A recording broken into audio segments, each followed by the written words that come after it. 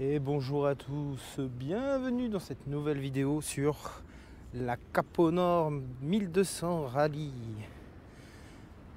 Vidéo pour faire un petit état des lieux des 1 an de possession, 1 an de roulage. Aujourd'hui elle a 133 400 km, que du pur plaisir. Donc moi je l'ai acheté il y a un peu plus d'1 an, ça va faire 1 an et 2 mois. Elle avait 121 000 ou 120 000, je ne sais plus exactement. C'est une très bonne moto, je suis vraiment très content de mon achat. J'ai fait quelques petites modifications histoire qu'elle soit vraiment un peu plus parfaite. C'est pas grand chose, c'est des ampoules. J'ai mis des ampoules LED Philips qui passent au contrôle technique pour les voitures, comme ça au moins je suis sûr qu'elles éclairent la route et pas les arbres. La bulle Puig que j'avais eue avec la moto. J'ai mis des protège-mains c'est pour l'hiver, hein, ça va dégager. Ma petite sacoche d'Enez pour le guidon, avec les tickets pour la truffe. Donc les pneus, je suis repassé en Metzeler Tourance Next, donc la montre d'origine. Et malheureusement, il y a un bruit de roulement. C'est-à-dire que quand tu roules, tu as vraiment un bruit de roulement. Tu as un brouhaha qui se fait, ça fait vou. Donc je vais pas les remettre. Je pense que je vais rester... soit je vais essayer les nouveaux Tourance Next, les deux. Sinon peut-être je vais essayer les Pirelli Scorpion Trail 3 pour le coup. Lors de la vidéo de présentation, il y avait déjà le pot Haro, mais quand je l'ai acheté, en fait, j'avais un GPR. Bon, je préfère largement le Haro, le bruit est plus fort étonnamment, mais la moto marche super bien, c'est le top. Aussi, petit éliminateur de valve pour pouvoir être tranquille au niveau de la valve, parce que c'est un problème sur cette moto. Je sais que j'ai fait un kit chaîne dessus, enfin j'ai juste changé la chaîne parce que la chaîne avait été pas top entretenue, elle avait pris le sel l'hiver et tout ça parce qu'elle venait de Strasbourg la moto. Là j'ai passé une chaîne, c'est toujours la même que je mets, c'est une VX3 de chez Did. Je me rappelle plus le nombre de maillons, je crois que c'était 112 mais même pas sûr. Et là la chaîne elle a presque 15 000 km, elle est nickel, elle tient super bien. Sans avoir fait un entretien de fou furieux comme sur la Tuono, au contraire, comme en fait cette moto je la roule tous les jours, je m'embête un peu moins avec l'entretien. Donc un des principaux défauts sur cette moto pour moi c'est l'accès au moteur et aux pièces moteurs, parce que en fait c'est à peu près toutes les motos actuelles, mais pour accéder par exemple aux bougies ou quoi que ce soit, en fait il faut tout démonter, il faut vraiment démonter toute la bécane. Et ça pour moi c'est un peu chiant parce que en fait filtre à air, il faut retirer les ailes avant, le cache-réservoir, les selles, le réservoir. Il faut défaire toutes les vis partout. Il y a plein de vis partout. C'est pas aussi simple que sur la Tuono, par exemple, ou même une RSV. On a quand même pas mal de travail. Ensuite, deuxième petit défaut, qui n'en est pas vraiment un, mais il faut au minimum avoir Gusidiac sur la moto. Dès que vous allez faire une opération qui va toucher par exemple à l'ordinateur, à l'ECU, ou que vous allez par exemple pour accéder à une durite d'eau ou quoi que ce soit, vous défaites le corps d'injection, vous êtes obligé de refaire une synchronisation des papillons et de la poignée d'accélérateur, parce que c'est un ride-by-wire. Donc si jamais par exemple vous devez faire la révision, vous avez le voyant sur le cadran. En fait pour retirer le voyant sur le cadran, vous êtes obligé d'avoir l'ordinateur officiel de chez Aprilia, ou d'avoir une tablette en fait, une valise Diag, et qui soit compatible Aprilia. Donc moi j'ai un pote qui en a acheté une, qui me l'a prêté, ça coûte 450 € à peu près.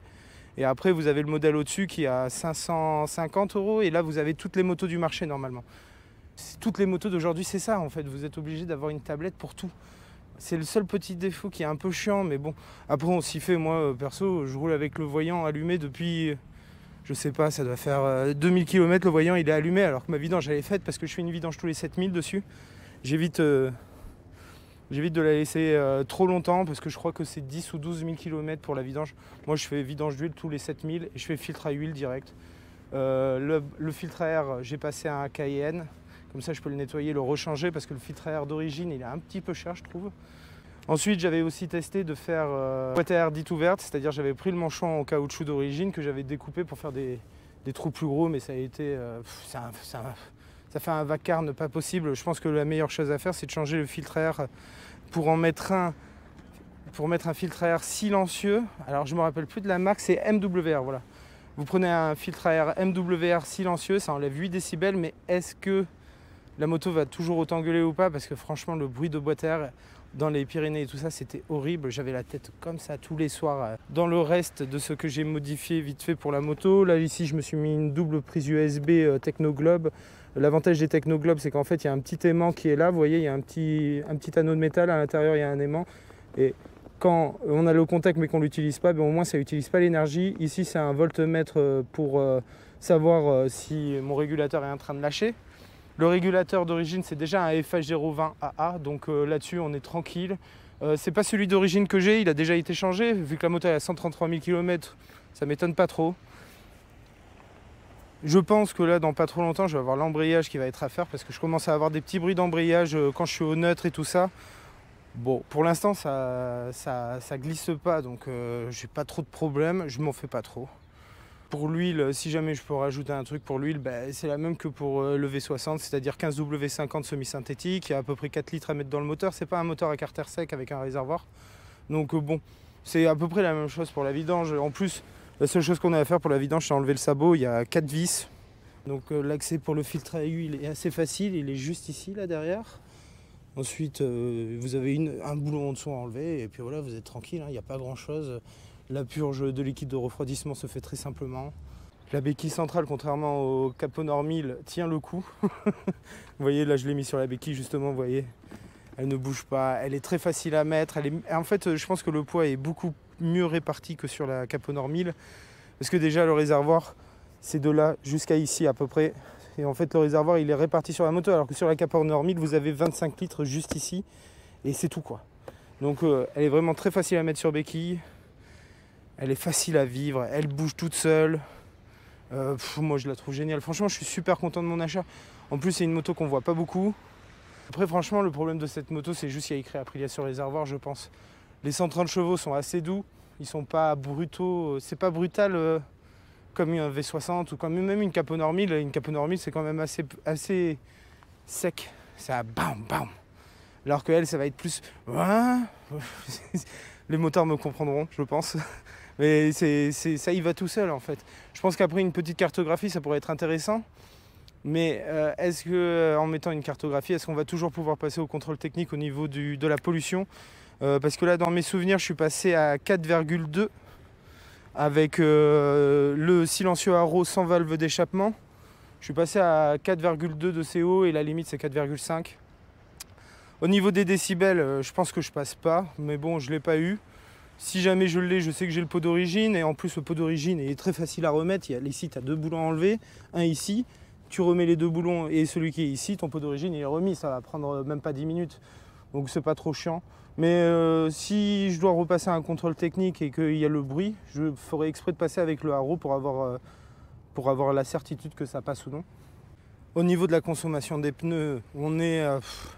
Bon, alors ça c'est propre à chaque motard et aussi à comment tu utilises la moto, si tu es chargé, si tu roules avec les valises pleines souvent, si tu roules en ville et tout ça, vous le savez très bien. Moi, le pneu avant, il est proche de la mort, même il est mort. Le pneu avant, il reste 1000 km à faire, il est mort, il est HS. Et moi je sais que j'ai changé les pneus vers 124 000, donc ils ont même pas 10 000, le pneu avant a même pas 10 000 km. Donc en gros, tu fais 10 000 km avec le avant. Le arrière, le problème qu'il y a eu, c'est que j'ai eu une crevaison, donc j'ai changé le pneu entre temps, mais je pense que tu fais à peu près 5-6 000 km avec le pneu arrière dans ma configuration de conduite.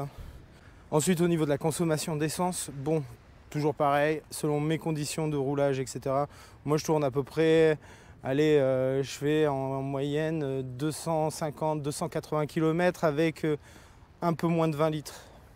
Généralement, quand la réserve s'allume, techniquement, il vous reste 50 km. J'en ai fait les frais. Au retour des 1000 vaches, je suis tombé en panne à 48,7 km sur l'autoroute. Son principal défaut, c'est qu'il n'y a pas écrit Honda ou Yamaha sur le réservoir. Et ça, c'est peut-être pas plus mal parce qu'en fait, sur les occasions qu'on peut avoir sur le Bon Coin, on peut vraiment avoir des bons prix. Alors, pas forcément pour une rallye parce qu'on sait qu'on a une rallye et que c'est le mieux. La rallye, entre ces jantes, surtout les jantes à rayons, aussi la roue en 19 à l'avant alors qu'une classique a une roue de 17. On va avoir la béquille centrale d'office, je crois que sur les premières on ne l'avait pas forcément. les valises, le nani, le nana, enfin c'est un tout. C'est comme quand tu achètes une 1200 GS Adventure, tu achètes ça pour avoir un package complet, avoir une moto, t'as plus qu'à mettre les clés et partir. C'est pour ça que moi, comme vous l'avez vu, il y a très peu de modifications sur la moto.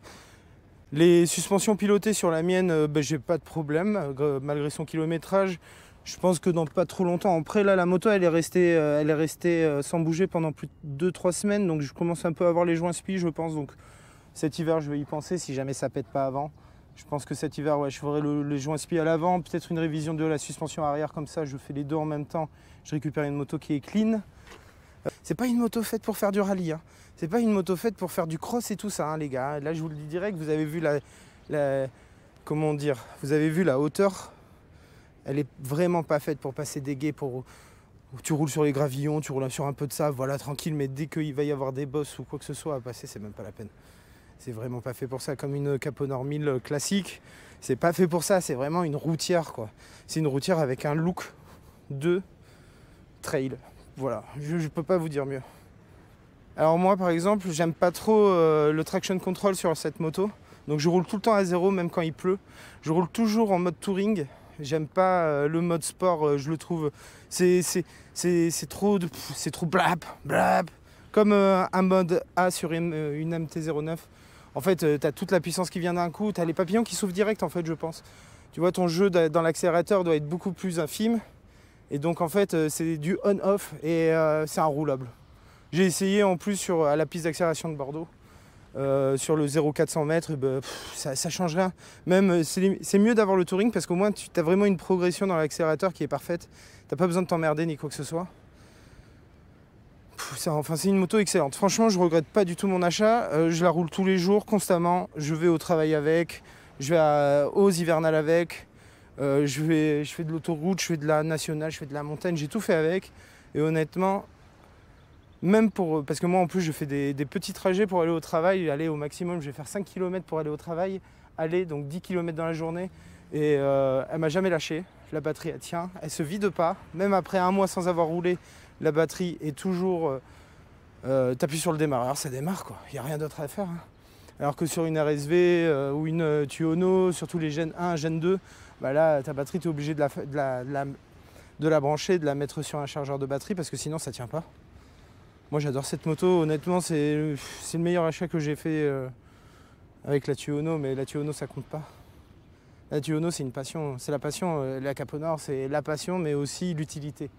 Parce que j'aurais pu très bien acheter une Caponor 1000, mais pour moi la Caponor 1000, comme je disais dans la vidéo de présentation, elle a pris vraiment une claque. Une fois que tu as conduit une 1200, t'as plus envie d'avoir une 1000, franchement. L'ABS n'est pas intrusif, il est vraiment... Alors, pour réussir à le déclencher, je crois que j'ai jamais réussi à le déclencher. Mais je pense qu'il faut y aller vraiment très fort, hein. Parce que si t'as les bons pneus... Ouais, si, je l'ai déclenché, mais parce que voilà, je voulais faire des dérapages. Mais vraiment, quand tu enlèves l'ABS, là, tu te rends compte du freinage que t'as à l'arrière et que la roue, elle bloque, quoi. S'il se déclenche, on le sent pas dans la poignée de frein. Et ça, c'est vraiment bien parce que c'est pas trop intrusif. La moto te laisse quand même faire. C'est pour ça aussi que je roule sans traction control.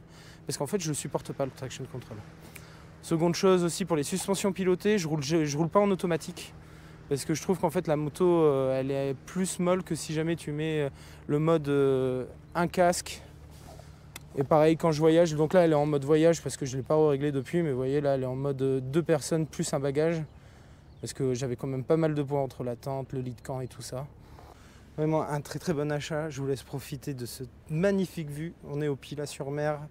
J'espère que la vidéo vous a plu. N'hésitez pas à lâcher un like, un commentaire, à partager, etc. Je vous dis à bientôt. J'espère que les vidéos vont reprendre. En même temps, j'espère pas parce que si jamais je fais des vidéos, ça veut dire que je tombe en panne. Je rigole. Merci à tous. À la prochaine. Et si vous avez des questions, n'hésitez pas. Ciao!